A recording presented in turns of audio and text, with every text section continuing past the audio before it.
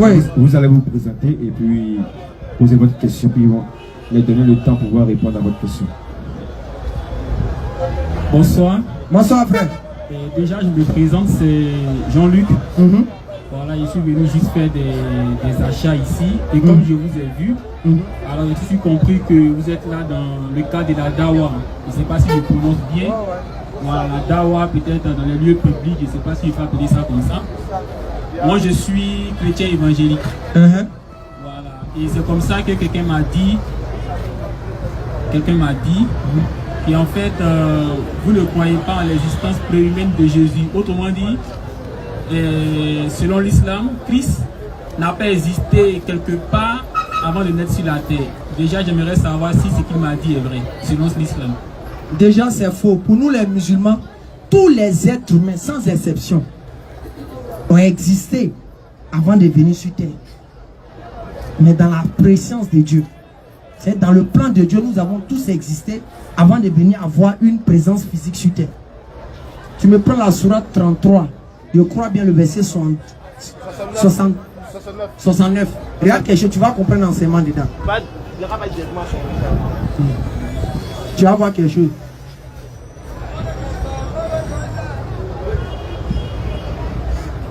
Pour les musulmans, non. Les âmes ont été créées avant de venir sur terre.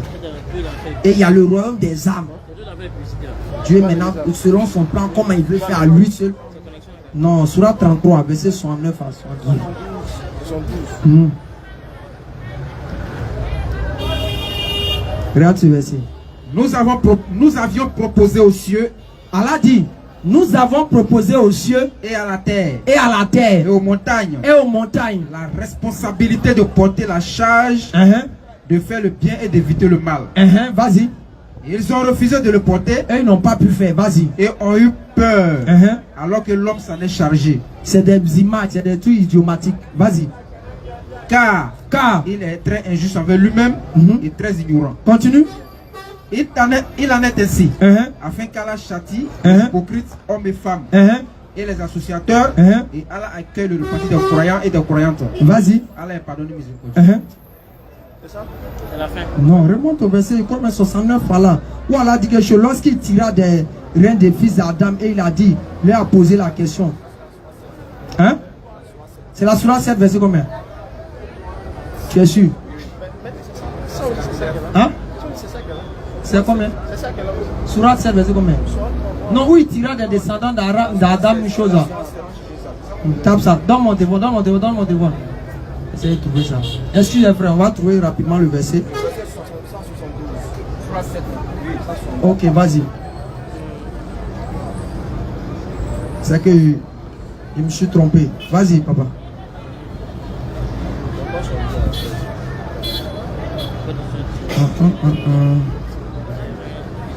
Allez, il faut lire là-bas. Si tu as sali ça rapidement. Coran chapitre 7, le verset 172. Et quand ton Seigneur tira une descendance des reins des fils d'Adam et les fit témoigner sur eux-mêmes. Les fit témoigner sur eux-mêmes.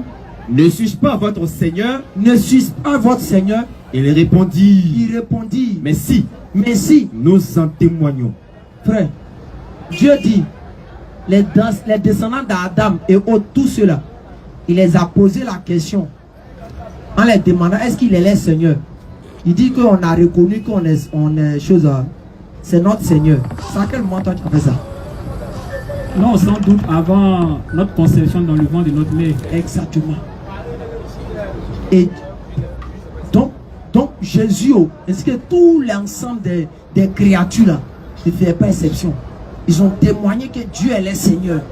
C'est pour ça qu'un homme là, il peut ne pas être musulman, il peut ne pas être chrétien, mais dès qu'il vient sur terre là, il a une certaine certitude en lui qu'il y a un être supérieur, même s'il ne reconnaît pas que ce n'est pas Dieu. Pourquoi? Parce que ce témoignage de mémoire là, Dieu a mis ça en lui, en son âme. Et Dieu dit, il a fait ça avant. Tu vois un peu? Maintenant, la seule chose, nous, on ne croit pas que Jésus soit le Dieu créateur. Parce qu'on a des informations qui nous présentent, qui ne prouvent pas qu'il soit Dieu. Sinon, c'est pas pour qu'on ne croit pas qu'il existait avant. Et nous, on peut dire qu'il existait avant, peut-être même nous-mêmes les humains. Dans quel sens? Dans sa prophétie, Il existait avant nous. Dans le plan de Dieu, il existait avant nous. Mais comme s'il était le deuxième ou le troisième, seul Dieu sait. C'est pour cela que même dans votre Bible aussi, le cas de Jérémie, Dieu a dit quoi à Jérémie? Avant que je ne t'eusse formé et que tu sois dans le ventre de ta maman, je t'ai fait pro. Mais Jérémie est prophète où? Sachez qu'on dit qu'il n'est même pas encore venu sur terre. Donc pour les musulmans, il y avait ça avant. Donc c'est un peu ce qu'on pouvait dire quoi. Non, sur ce point, j'ai compris. Okay. En fait, Dieu ayant la préscience, vu qu'il connaît toutes choses avant sa venue à l'existence, effectivement. Donc déjà, il peut se permettre de dire que telle chose, quand elle viendra à l'existence, déjà même avant son existence, moi je prends la résolution. Son existence physique. Voilà, de l'établir tel ou tel. Ça, j'ai compris. Mais s'il vous plaît, est-ce que vous pouvez m'expliquer, toujours par rapport à la même question, est-ce que vous pouvez m'expliquer Colossiens chapitre 1, le verset 15, 16. Vas-y. Colossiens chapitre 1, à partir du verset 15. Il est à l'image du Dieu invisible. Il est l'image du Dieu invisible, le premier-né de toute la création. Car en lui ont été créées toutes les choses qui sont dans les cieux et sur la terre, les visibles, les invisibles, trône, dignité, domination, autorité, tout a été créé par lui et pour lui. Ok. Vraiment, le frère Dion, quand il explique ce passage, premièrement, c'est Paul qui est en train de donner des informations sur Jésus. Et selon les informations de Paul, il nous fait comprendre dans ce verset que Jésus est le créateur. C'est clair. Il est en train de nous faire comprendre, selon Paul, Jésus est le créateur. Et il va sur le principe de quoi? Que Jésus est la parole de Dieu. Et que la parole de Dieu, comme celle qui a créé toutes choses, donc Jésus, c'est lui qui est le créateur. Maintenant, en tant que bonne personne, quand je vois ça, on vient dire peut-être, c'est quel nom, frère? J'ai dit Jean-Luc. Jean-Luc. On vient dire Jean-Luc. Tu es directeur de société. Moi, je viens dire de toi. Je raconte aux gens, Jean-Luc, tu es directeur de société. C'est moi, j'ai dit sur toi, n'est-ce pas? Maintenant, si je veux réellement savoir que tu es directeur de société, qu'est-ce que je fais? Je réponds? Oui. Non, vous allez mener des enquêtes. Mener les enquêtes jusqu'à même peut-être aller t'interroger toi. Moi-même. Ok. Maintenant, quand Paul a fini de dire ça, alors, il n'est pas judicieux qu'on interroge Jésus pour confirmer ou bien corroborer les dits de Paul. Oui. C'est légitime, non? Oui. Ok. Marc 13, verset 19. Nous disons, quand Paul parlait, sûrement il avait un objectif. Il visait quelque chose peut-être. Mais dit que c'est Jésus qui a créé les cieux et la terre. Sincèrement, Jésus n'a pas reconnu ça. Jamais. Vas-y. Car, écoute bien. Car la détresse. Jésus dit quoi? Car la détresse en ces jours sera telle qu'il n'en a point eu de semblable depuis le commencement du monde que Dieu a créé. Mais Jésus en train de dire quoi ici? Il dit que c'est Dieu qui a créé. Maintenant, Paul dit que Jésus avait quoi? Paul dit que Dieu créa toutes choses par Jésus. Non, non, non. Il dit c'est Jésus qui a créé. Paul dans son verset, il dit c'est Jésus. Il n'a pas dit Dieu créa par Jésus. Par lui et pour lui. C'est clair. Donc Paul dit que Jésus a créé, n'est-ce pas? C'est ça, non? Qu'on a lu Colossiens. Il a créé par la permission de Dieu. Ça devient encore autre chose. Il a créé, Jésus a créé par la permission de Dieu. Mais il n'y a aucun passage où Jésus a dit ça. Cette affirmation n'existe pas. Regarde. Paul dit Jésus a créé. Jésus dit quoi? Que c'est Dieu qui a. Donc, excuse-moi, c'est pas pour fausser quelque chose, mais dans les deux cas là, il y a un qui dit vrai et un qui ment. Au même moment, l'un ne peut pas dire l'autre a créé, et lui qui on dit qu'il a créé va venir dire que c'est l'autre qui a créé. Soit il y a un qui dit vrai et un qui dit faux. On va aller encore plus loin. Tu prends encore une chose en Matthieu 19, le verset 4. C'est Jésus qui parle actuellement. Hein. C'est pour ça que Jésus a dit quoi? Jean 13, Jésus a dit quoi? Le serviteur n'est pas plus grand que son maître, ni l'apôtre plus grand que celui qu'il a en d'autres termes, ça dit quoi? Les paroles de Jésus ont plus de supériorité que les paroles de Paul. Donc quand tu vas prendre les paroles de Paul, il faut qu'il y ait des corroborations avec les paroles de Jésus. C'est comme ça chez nous en islam. Nous on a des gens qui ont suivi le prophète. Oumar, Abou Bakr, consort. Ils peuvent dire des paroles. Si ça contredit pour le prophète là, même si c'est Oumar, on met ça à la poubelle. On peut, écoute bien quoi, on peut voir des paroles. Et puis ils vont dire que c'est le prophète qui a dit. Mais dès qu'on s'en va dans le Coran, parole du prophète ça là, on met à la poubelle. Parce que le prophète ça m'a dit, il dit, la supériorité de mes paroles, et ma supériorité sur vous là, est comme la supériorité des paroles de Dieu sur toute chose. Quand Jésus parle, il est supérieur par rapport aux disciples. Quand Dieu parle, il est supérieur à Jésus que tous. Vas-y. Matthieu 19, à partir du verset 4. Il répondit. Jésus répondit. N'avez-vous pas lu? Jésus dit, toi et moi, on n'a pas lu Que le Créateur. que le Créateur. Quand on dit le, ça fait quoi? Article défi. Jésus dit quoi? Le créateur. Le Créateur. Hein? Au commencement. Au commencement. Fit l'homme et la femme. Mais est-ce qu'il y a plus, il y a débat que ça encore? Donc dans ce cas de figure, moi écran, je préfère prendre pour Jésus. Ou bien même si je prends pour Paul, je sais que peut-être ça vise un contexte. C'est ce que je peux dire dessus. Vas-y, vas-y papa. Ah, merci beaucoup. Oustaz, je ne sais pas si j'ai dit. Non, faut m'appeler frère écran. Frère Ikra. En fait, je suis parfaitement d'accord avec ce que vous avez dit. Le texte de Colossiens, là, chapitre 1, le verset 15-16. Ici, au verset 15, Paul commence à dire que Jésus-Christ est le premier-né de toute la création. Donc déjà, en disant qu'il est le premier-né de toute la création, ça veut dire que Paul est en train de dire qu'il fait partie déjà de la création et ensuite il occupe le rang de premier. Là on est bien d'accord. Donc il fait partie de la création, mais il occupe le rang de premier. Autrement dit, de tout ce que Dieu a créé, selon ce texte, Jésus-Christ est celui-là que Dieu a créé en premier. Maintenant le verset 16 poursuit en disant, Dieu créa toutes choses par lui. Donc on est bien d'accord que c'est Dieu qui crée, mais comment? Par Jésus, donc par le premier-né. C'est de ça que je te parle, que Paul est dans un contexte peut-être de dire que Jésus est la parole de Dieu, puisque on sait que c'est la parole de Dieu qui a créé toutes choses, n'est-ce pas? Donc peut-être il est dans ce contexte, mais nous disons que Jésus n'est pas littéralement la parole de Dieu. Pour nous musulmans, Jésus n'est pas la parole de Dieu. Il est l'une des manifestations de la parole de Dieu. C'est deux choses différentes. Regarde quelque chose. Tu me prends une chose dans Ésaïe 55, le verset 11, tu vas voir quelque chose. Il est l'une des manifestations de la parole de Dieu. À la seule différence que peut-être elle a été faite directement, sans peut-être des tamis au milieu. Nous tous on est issus de la parole de Dieu, mais on a passé par des étapes successives. Mais peut-être lui, il est l'une des paroles de Dieu, mais il n'est pas passé par cette étape que nous on a subi. Il veut dire peut-être lui il est le brut. Vas-y papa. Isaïe 55 à partir du verset 11. Ainsi en est-il de ma parole. Ainsi en est-il de ma parole qui sort de ma bouche. Qui sort de ma bouche. Continue. Elle ne retourne point à moi. Elle ne retourne point à moi. Sans effet. Sans effet. Quand l'ange est venu, il a dit quoi? Tu vas faire un enfant. Maintenant, quand on prend un passage chez vous là-bas, dans Hébreu 10, verset 4, Jésus a dit quoi? Tu n'as voulu ni sacrifice, ni holocauste, mais tu m'as formé un corps. Dieu a formé ce corps à travers quoi? Par quoi? La parole. Par la parole. Donc, il est peut-être l'une des manifestations de la parole de Dieu. C'est comme ça on peut peut-être ensemble résumer et puis te dire ce qu'il en est quoi.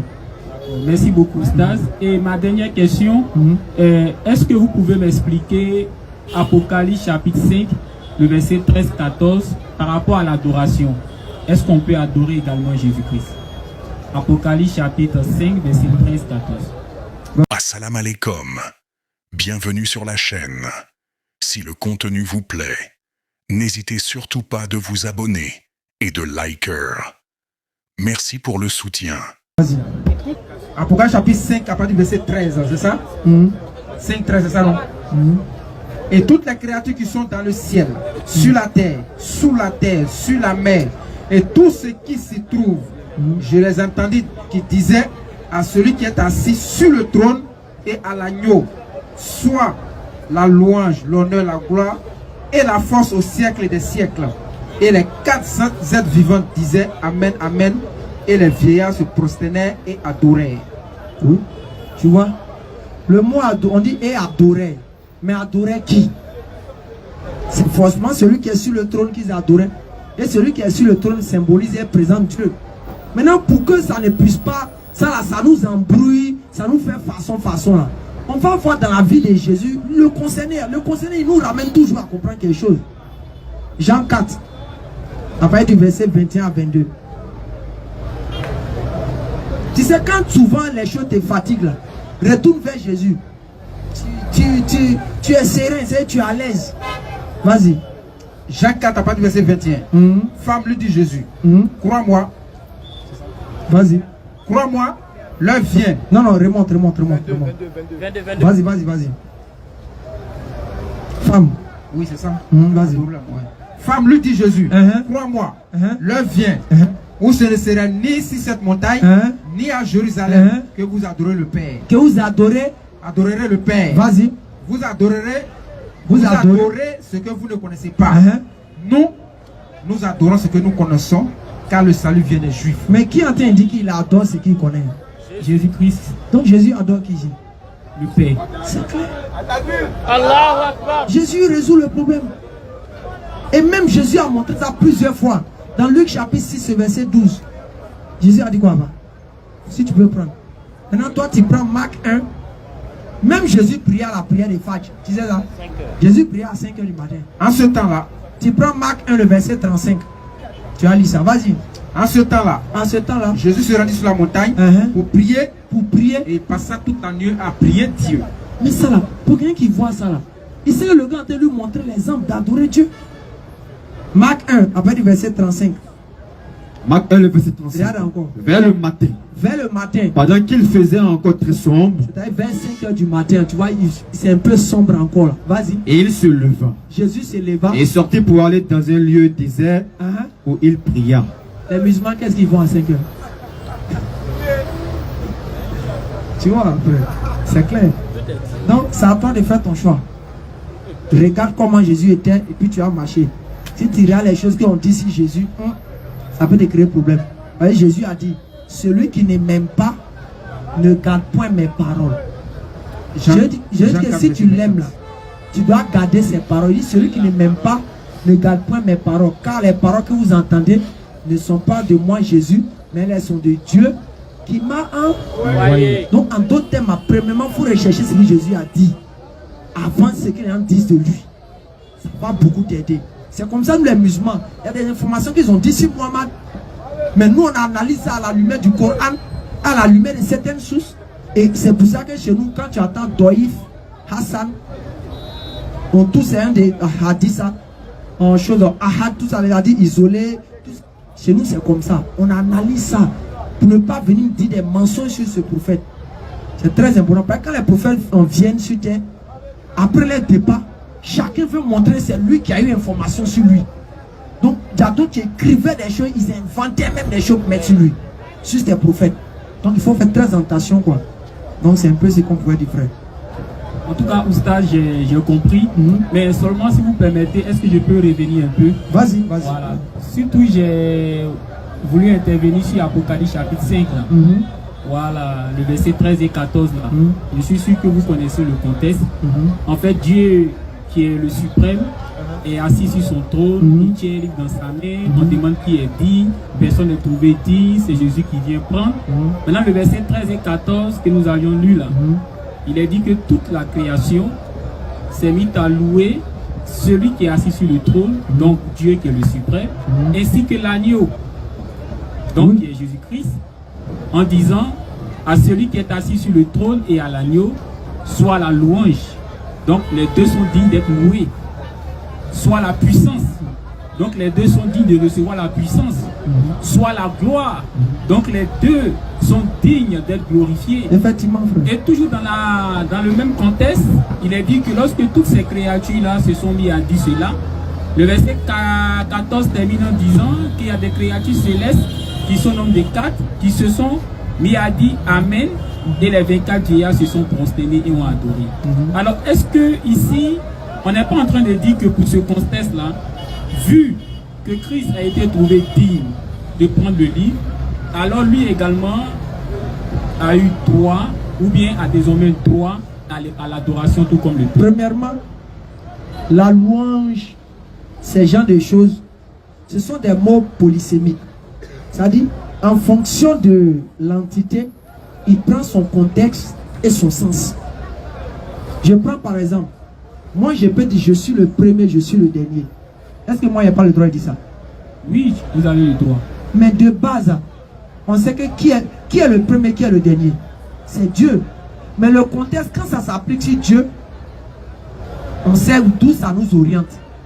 Quand moi je viens utiliser, je suis le premier, je suis le dernier, quand on regarde mon entité, on sait de quoi ça parle. N'est-ce pas? Donc souvent quand ces mots viennent sur ces personnes, il faut regarder l'entité pour comprendre le sens qui est visé. Sinon, si on veut prendre ça dans le sens que Jésus a été adoré, ceci, cela, on serait en train de contredire un passage. Tu me prends Apocalypse 3, le verset 12. Regarde que c'est Jésus qui parle. Celui qui vaincra, Jésus dit, celui qui vaincra, je ferai de lui une colonne dans le temple de mon Dieu. 1. Et il n'en sortira plus. Oui. J'écrirai sur lui le nom de mon Dieu. 2. Et le nom de la ville de mon Dieu. 3. Et de la nouvelle Jérusalem qui descend du ciel auprès de mon Dieu. 4. Et mon nom nouveau, etc. etc. Jésus a dit il a Dieu combien de fois ici? 4 fois. Il a dit il a Dieu combien de fois? 4 fois. Jésus dit dans ce passage, dans le ciel là, il a un Dieu, non? Oui, oui. Maintenant quand il dit ça là, si toi tu as un Dieu là, la relation qui est entre toi et lui c'est quoi? C'est pas l'adoration. Maintenant Jésus il a un Dieu dans le ciel là, c'est pourquoi? Si on doit venir l'adorer. Donc il faut comprendre le sens que ça vise quand le mot employé sur Jésus. Le nom de notre prophète, le prophète Mohammed, son nom là, ça signifie le digne de louange. Le digne de louange, ça c'est le nom du prophète. Mais quel est le sens des choses? Toi on peut te louer, on peut faire tes éloges. Te louer, c'est faire tes éloges. Mais tu fais tes éloges dans quel sens, dans quel contexte? C'est en fonction de ta personne. Ah toi vraiment tu es bien, tu es beau, tu es tant. Ça c'est ta louange en fait. Mais quand il vient dans le sens de Dieu, ça prend tout ton sens en fait. Et tu vois un peu. C'est ce qu'il pourrait un peu ajuster sur. Merci les dire en fait. C'est clair. Maintenant peut-être ma dernière question, parce qu'il s'est fait tard. Vas-y. Il y a un texte de la Bible, j'ai oublié. Il y a un texte dans la Bible, j'ai oublié le passage. C'est lequel? Il est question de la parabole du vigneron. Matthieu 21, le verset 30 à 43. Là. Ce vigneron qui avait donné sa vigne à des gens qui devaient en prendre soin. Après, il a envoyé des serviteurs prendre sa part, en dernière position son fils. C'est ça, non? Voilà. Alors, j'aurais entendu dire que selon l'islam, Jésus-Christ n'est pas mort. Est-ce que vous confirmez ça? Oui. D'accord. Alors, comment vous expliquez le fait que dans cette parabole, Jésus-Christ qui a énoncé la parabole, dit que quand le fils est allé prendre la part de son maître, les vignerons l'ont tué.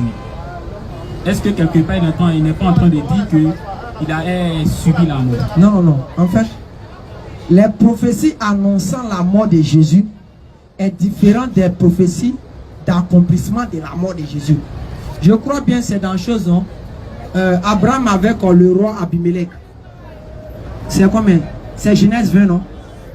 Genèse 20, il faut me lire après de Genèse 20, après du verset 1 à 5, où Abraham dit tu mourras. Quand chose, la femme de chose, l'autre, j'ai oublié son nom. Oh là là, le nom de la personne, ça m'échappe. C'était Ézéchias, non? Ou avec, c'était Ézéchias, non? Où il allait dire à chose, et crois, Esaïe est parti dire à Ézéchias, ça m'échappe un peu. Dieu a dit que tu vas mourir. Et puis après, il est rentré dans sa chambre, il a commencé à prier. Mais là, si on prend la phrase où Dieu a dit tu vas mourir, qu'est-ce qu'on doit dire? Logiquement, il est mort. Mais la suite, est-ce que ça s'est réalisé? Maintenant, cette prophétie-là, comme elle vise un enseignement, il faut là-bas qu'on présente les conséquences de cette mort. Si réellement on prend que Jésus est mort là, pourquoi les conséquences dans cette parabole-là ne sont pas bénéfiques? Sachant que pour le chrétien, la mort de Jésus est quelque chose de bénéfique. Pour le chrétien, quand Jésus meurt, c'est bénéfique, c'est salvateur. N'est-ce pas? Ça sauve l'humanité. Mais quand dans cette parabole-là, la mort de ce fils-là est présenté comme une malédiction à se poser. Et dans cette prophétie-là, ça présente que quoi? Le père, là, il n'a pas envoyé son fils pour se faire tuer. Mais alors que nos parents disent que Dieu a tant aimé le monde qu'il a donné son fils unique, avec quiconque croit en lui. Donc pour nos parents, Dieu a envoyé Jésus pour qu'on puisse le mettre à la croix, pour qu'on puisse être sauvé. Mais alors que dans la parabole, l'objectif du père, là, c'est pas que son fils meure, c'est qu'il part prendre les fruits de la vie. Et même quand on prend que le fils meurt, elle a des conséquences négatives. Qu'est-ce qu'il a dit? Jésus a dit quoi? Quand on dit le fils a été tué, Jésus a dit quoi? Que fera le mec de la maison? Les disciples ont répondu quoi? Il fera périr misérablement, ces misérables vignerons, et il affermira la vigne à d'autres qui en produiront les fruits. Ok. Voici la conséquence. Donc si ça doit se réaliser, il y a des conséquences négatives devant. Donc l'objectif, tu as trouvé le passage? Ouais, 27. C'est ça? Je l'ai 20. Oui. Maintenant, rends la femme de cet homme. Maintenant, rends la femme de cet homme. Car il est prophète. Il priera pour toi. Et tu vivras. Mais si tu ne rends pas, sache que tu mourras. Tu mourras. Il y a une autre parabole encore. Il y a une autre parole encore. Abimelech là. Abimelech. Genèse 23. C'est Genèse 23. C'est Genèse 23. Alors Dieu apparaît en songe à Abimelech pendant la nuit et lui dit, voici, tu vas mourir. Tu vas mourir. Est-ce que quand Dieu dit tu vas mourir, on peut dire que c'est faux? Mais à la suite, est-ce qu'il est mort? Non, non, non. C'est comme ça. Il y a des prophéties annonçant que Jésus, ils vont venir le tuer. Mais la question à se poser, est-ce que ça s'est réalisé? Question. C'est la partie là qu'il faut parler. Bien sûr. Puisque Jésus a dit, demandez et l'on vous donnera. Frappez, on vous ouvrira. Qui va demander du pain à son père et lui donnera un serpent? Question. Alors que dans Matthieu 26, verset 36 à 30, on dit quoi? Jésus ayant fait quelque part en avant, se jeta le front contre le sang et il a dit, Père, s'il est possible, éloigne de moi cette coupe de la souffrance. La coupe là, c'est quoi? C'est pas la mort. Tu vois? Il y a beaucoup, prochainement on va donner des enseignements. Tu viens un peu plus tôt et puis on va recadrer ça, Inch'Allah. Vraiment, si tu as un dernier mot en 1 minute. Déjà, merci beaucoup. Merci beaucoup. Moi, il faut dire que j'apprécie beaucoup ce que vous faites. Ok. Déjà, c'est quelque part une première de voir même des musulmans en train de faire dawa en public. Ok. Déjà, merci beaucoup. Ok, vraiment on est ensemble et à une prochaine.